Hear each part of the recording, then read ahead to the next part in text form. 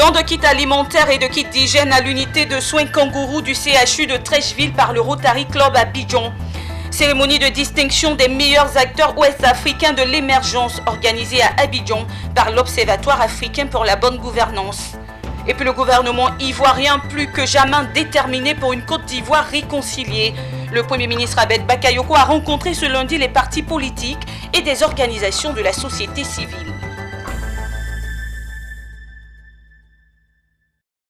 Bienvenue Madame, Monsieur, ouvrons ce journal par un clin d'œil au tout petit. Les enfants de l'établissement scolaire Les Petits Rois de Moyekoun ne sont pas restés en marge de la célébration de la Noël. Ces tout petits se sont vus comblés d'affection et de nombreux cadeaux à l'occasion de la célébration de la 2e édition de Noël à Bingerville, organisée par les responsables d'école. Cette cérémonie festive s'est voulue une réussite grâce à la contribution des autorités municipales et à plusieurs acteurs de la cause sociale. Retour sur cet événement avec Zeinab Dosso et Ismaël Doza.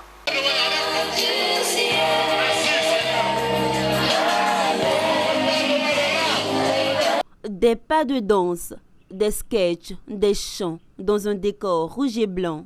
Je m'appelle Yannis Seivé et je suis content d'être à la fête de Papa Noël. Je suis beaucoup amusé avec mes amis. C'est la fête de Noël, la 2e édition chez les tout-petits de l'école inclusive Les Petits Rois de Moyekoun dans la commune de Bingerville. Elle s'est déroulée dans une atmosphère particulière parce qu'il s'agit des enfants en situation de handicap. Ils ont été comblés de joie à travers les différents cadeaux qu'ils ont reçus. C'est une initiative de Yvette Kanga, fondatrice de l'ONG Moyekoun, accompagnée par plusieurs acteurs sociaux. Notre fête d'aujourd'hui vise la fête de Noël, qui est la fête de tous les enfants, qu'ils soient en situation de handicap ou pas. Donc à travers cette fête, nous voulons montrer au monde entier que nos enfants en situation de handicap ont aussi leur place et ont aussi droit à la joie et à la magie de Noël. Donc on a fait beaucoup d'activités avec eux qu'on a pu présenter. Et on a montré aussi que le fait de les mettre ensemble avec les enfants dits normaux, les pousser vers le haut. C'est une opportunité de lancer un appel aux parents pour leur demander de pouvoir faire le deuil du handicap de leurs enfants, parce que les enfants ont véritablement besoin d'eux, les enfants ont besoin de leur amour. Nous sommes venus partager l'amour aujourd'hui. Notre présence, c'est pour dire qu'ils sont importants, ils sont même les leviers à partir desquels nous sommes en train de dire qu'ils sont nombreux en Côte d'Ivoire, qui ont besoin de notre présence. La 2e édition de la fête de Noël chez les Petits Rois de Moyekoun a été l'occasion pour les responsables de faire une doléance auprès des autorités municipales pour une meilleure condition de travail des élèves. Et je voudrais ici juste prendre l'engagement de œuvrer avec la mairie, avec toutes les bonnes volontés pour faire en sorte que ce petit espace devienne un petit paradis. L'ONG Moyekoun, entendez égalité des chances en Baoulé, existe depuis 5 ans pour la cause des enfants en situation de handicap. Sa priorité est de contribuer à l'insertion inclusive de ces enfants dans le tissu social. Et poursuivons toujours avec des actes d'amour. Cette fois, il s'agit de l'ONG Impact Compassion qui a organisé ce samedi une journée de consultation gratuite pour les populations du quartier d'Abobo-Belleville. Elle a aussi procédé à une remise de dons de vivres et non-vivres aux différentes associations du quartier afin de soulager les plus démunis en cette période de fête de fin d'année. Walter Kofi et Ezekiel Seri.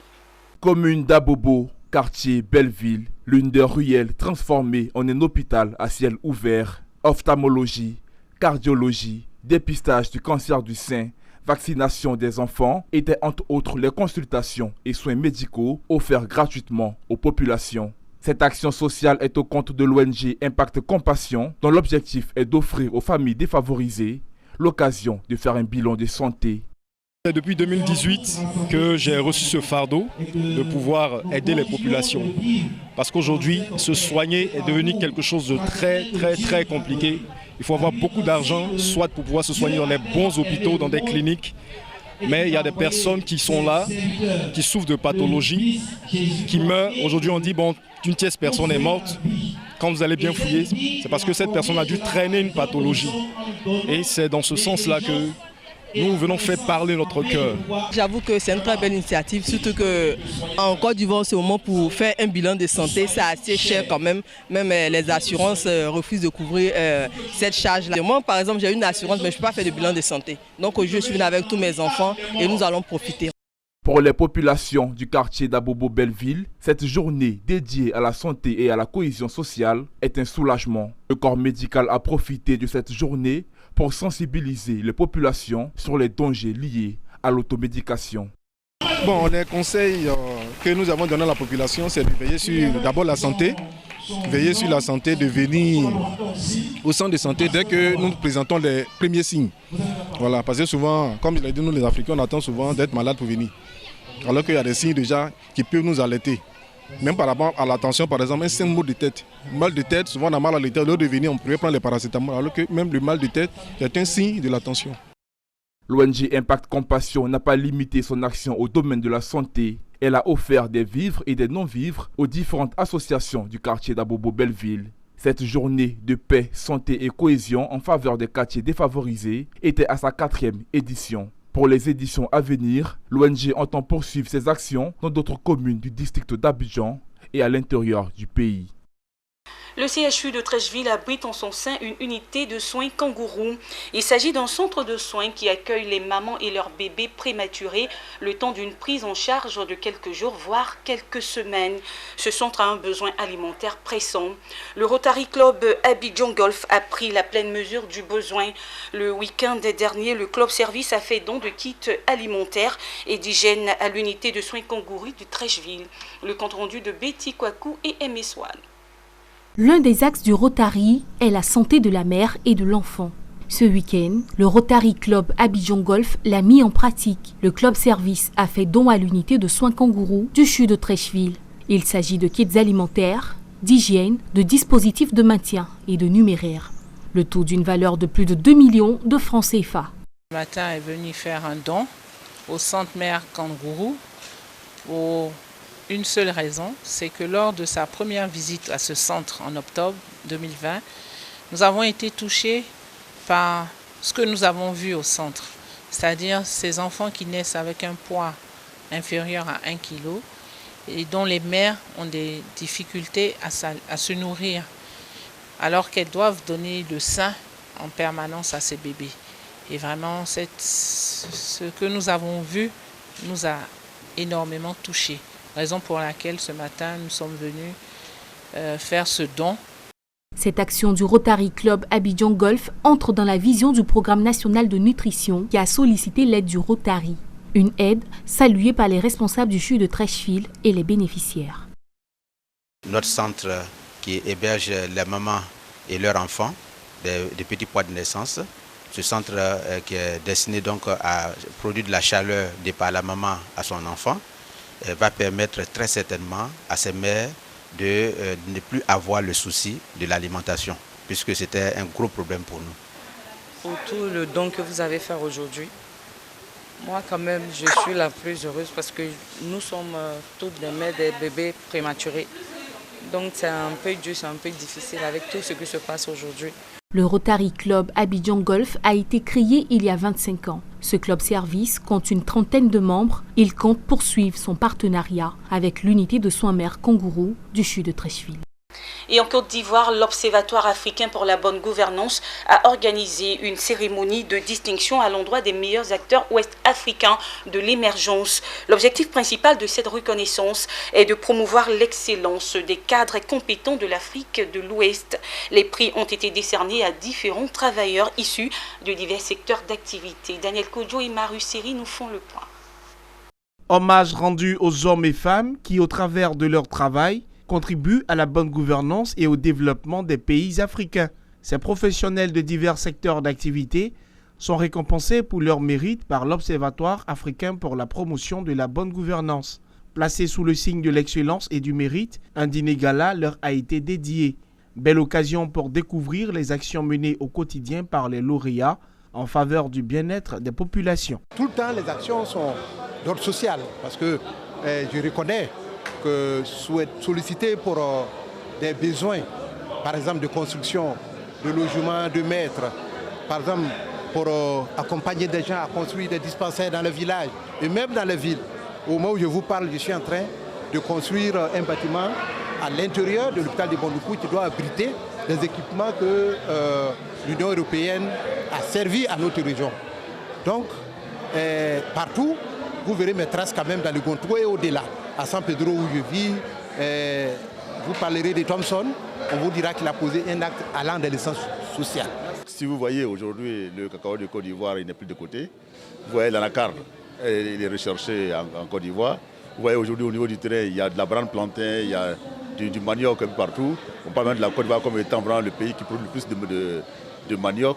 Et je pense que tous ces éléments-là ont contribué à ce que le choix soit porté sur la terre. Depuis notre prise de fonction à la tête donc, de cette mairie, nous n'avons cesse, n'est-ce pas, de travailler pour le bien-être et pour l'épanouissement des populations. C'est pourquoi d'ailleurs ce prix, n'est-ce pas, nous le dédions aux populations de Koumassi qui nous soutiennent et qui nous accompagnent, n'est-ce pas, dans tout ce que nous faisons à Koumassi. Aujourd'hui, je peux dire que l'action majeure, c'est d'abord l'ouverture d'une radio de proximité. Plusieurs voies qui ont été reprofilées par nous, des constructions de centres de santé, des constructions de marchés couverts, des constructions de dépôts de pharmacie, des dons d'ambulances, et j'en passe. Donc toutes ces actions, sûrement, ont retenu l'attention du jury pour nous mettre parmi les nominés ce soir. La 4e édition de la distinction des acteurs africains de la bonne gouvernance s'est déroulée dans un contexte marqué par la Covid-19, une maladie face à laquelle le ministre ivoirien en charge de la santé et de l'hygiène publique a su mettre en place des stratégies pour limiter la propagation du coronavirus. Honneur lui a été également rendu. Être célébré, recevoir un prix d'excellence après avoir accompli une mission, après avoir fait son travail, je pense qu'on ne peut que se sentir en joie, mais pas en joie pour moi-même, en joie pour toute l'équipe qui a travaillé.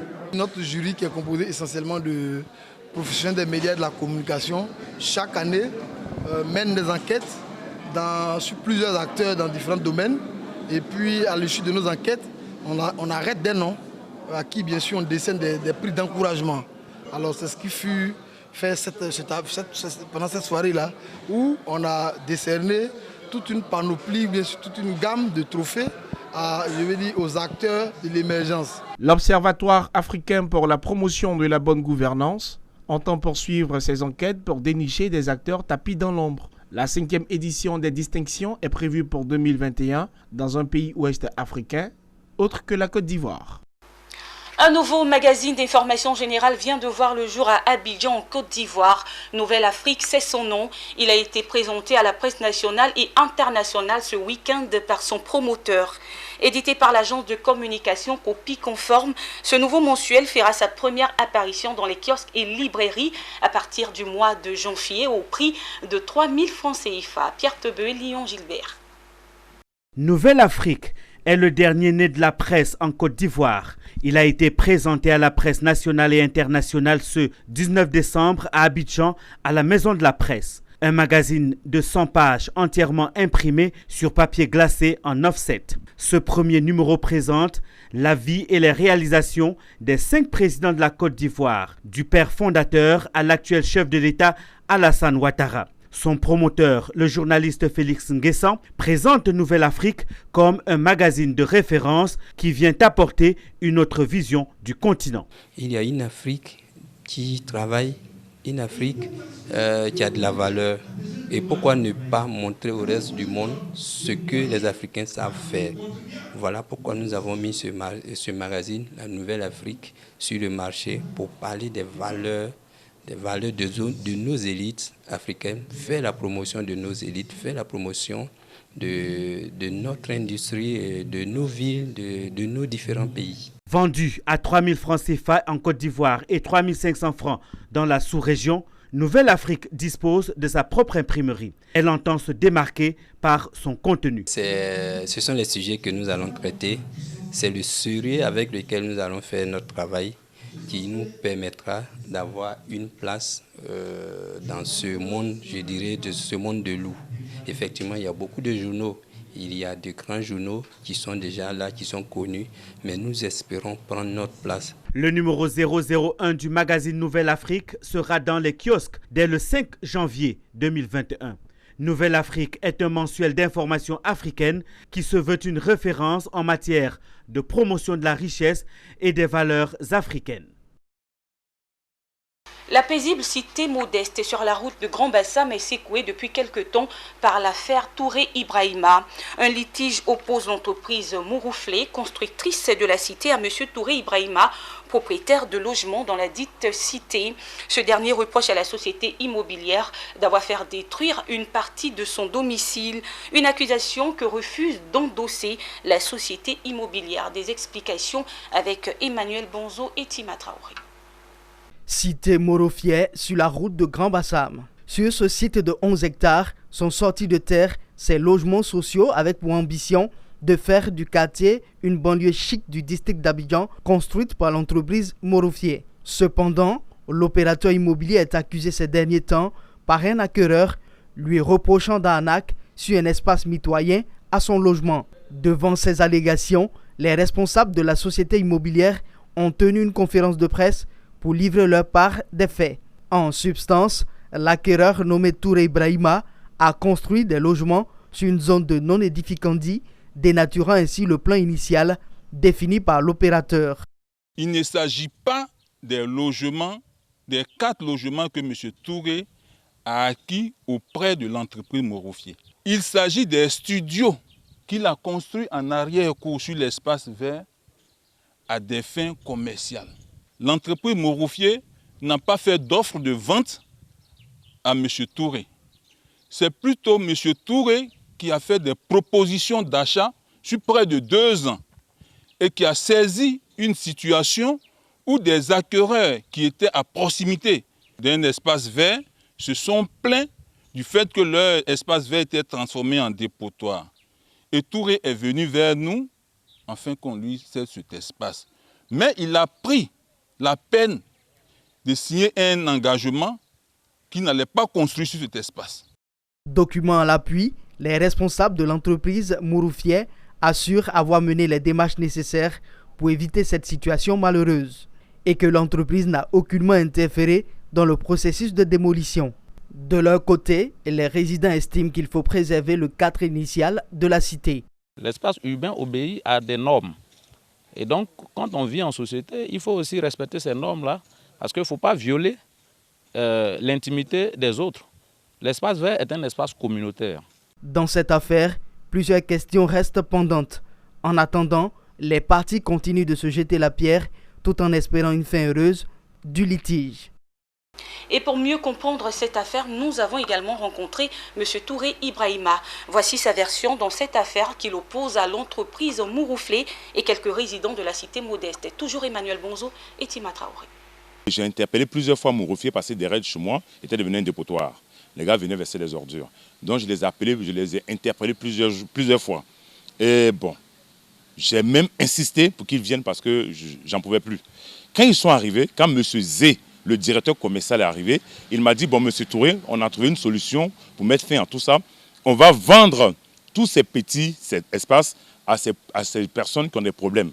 Donc, je ne suis pas le seul qu'ils ont vendu cet espace. Et il n'y a jamais eu un document entre nous, entre Mourouflé et moi, en me disant, monsieur, ce n'est pas ce que vous devez faire, c'est ce que vous devez faire. Je demande que justice soit faite. Ce que j'ai mis, qu'on me rembourse intégralement. On l'annonçait en titre dans le cadre du dialogue politique. Le Premier ministre ivoirien Ahmed Bakayoko, sous ordre du président Alassane Ouattara, a reçu ce 21 décembre 2020 les partis politiques et des organisations de la société civile. Objectif, rétablir le contact avec l'opposition en vue d'un retour à la paix et d'une bonne organisation des élections législatives prévues se tenir dans le premier trimestre de 2021. Corona Kofi Sekongo et Maru Seri. Une première dans la Troisième République. 14 partis politiques, 16 organisations de la société civile et membres du gouvernement ivoirien sont réunis pour trouver des solutions à la réconciliation. Mais avant de mettre le pied dans le plat, le Premier ministre Ahmed Bakayoko demande l'indulgence de chacun. Bien heureusement, toutes les personnalités ici présentes ou représentées se connaissent dans ce pays. Il y a des liens de famille, des liens d'amitié, des liens de fraternité entre les uns et les autres. Il y a eu même des liens politiques, des liens d'alliance politique ou de désalliance politique. Nous nous connaissons tous. Nous avons en commun notre pays. Parlons-nous franchement, sans défiance, sans arrière-calcul, pour la paix, pour faire avancer notre pays. Après environ 1 heure d'échange, les visages paraissent décontractés et la foi encore consolidée en la réussite de ce dialogue politique. On s'est parlé franchement, il n'y a pas eu de préalable. Je pense que l'opposition est dans un état d'esprit constructif, mais le cadre a été convivial et on s'est parlé vraiment franchement. Nous n'avons pas manqué de relever les points qui nous paraissaient essentiels. Dans un environnement de décrispation, il est important aussi que ceux qui sont aujourd'hui en prison puissent être libérés. Toutes ces quêtes-là ont été mises en œuvre et nous espérons qu'il y a de bons espoirs. Il faut que nous apprenions en Côte d'Ivoire à faire confiance à notre justice. Nous dialoguons, nous partageons, nous voulons avoir un terrain apaisé, c'est important. Nous avons la Côte d'Ivoire en partage, c'est notre pays. Et si nous ne prenons pas tous ces éléments en compte, c'est évident que le dialogue ne pourra pas aboutir. On a senti que tous nous regrettons les événements douloureux pendant l'élection présidentielle et je pense qu'avec cet état d'esprit, nous pourrons aller de l'avant. Cette reprise-là, ce ne soit pas des bouts de rencontres, ce ne soit pas des rencontres, mais que ce soit véritablement un cadre de travail, un cadre technique de travail pour revoir la composition de la CEI et puis corriger les insuffisances de notre code électoral. Parce que dans notre code électoral, il y a des germes de crise dans notre code électoral. Le nouveau ministre chargé de la réconciliation, en attente de sa feuille de route, se dit aussi confiant quant à l'issue de ce dialogue. Il y a quelques semaines, on ne reconnaissait pas le pouvoir. Ça veut dire quoi? Qu'on avance. J'ai senti dans les visages la volonté d'aller à la paix. En tout cas, le gouvernement également est disposé dans ce sens. Dans ces conditions, vous verrez bien que ma tâche va être simplifiée, facile. Pour l'instant, ne me posez pas de questions sur ma mission parce que je n'ai pas encore de feuille de route. Le mercredi, je participerai peut-être à mon premier conseil de ministres. Après que j'ai eu ma feuille de route, on se reverra. Plusieurs rencontres entre le gouvernement, les partis politiques de l'opposition et la société civile sont prévues jusqu'au 29 décembre en vue d'un retour à la paix et d'une bonne organisation des élections législatives prévues se tenir dans le premier trimestre de 2021. Et voilà, c'est la fin de ce journal préparé par l'ensemble de la rédaction. Merci de l'avoir suivi. Excellent début de semaine sur Business 24 Africa. Au revoir.